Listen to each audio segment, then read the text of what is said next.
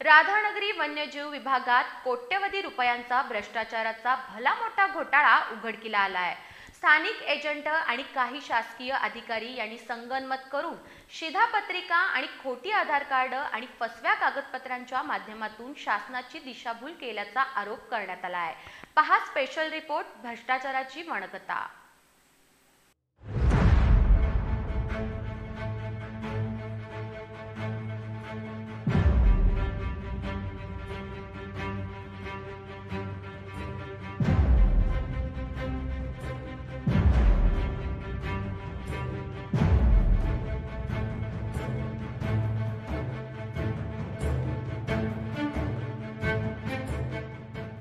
राधानगरी वन्यजीव विभागातील काही अधिकाऱ्यांनी आणि स्थानिक एजंटांनी संगनमत करून बनावट कागदपत्रांच्या आधारे शासनाचा कोट्यवधी रुपयांचा गैरवापर केल्याचा गंभीर आरोप समोर आला आहे।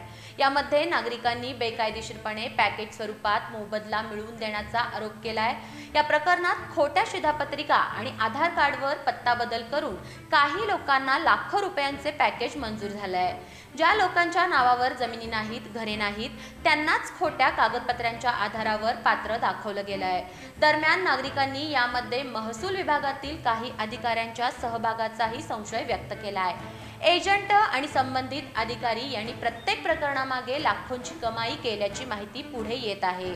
स्थानिकांनी या सर्व प्रकरणाची सखोल चौकशी करून खरे खोटे स्पष्ट करावे अशी मागणी केली आहे। तसे झाले नाही तर आंदोलनाचा इशारा देण्यात आला आहे। या झालेल्या घोटाळ्याचा पुढील भाग लवकरच।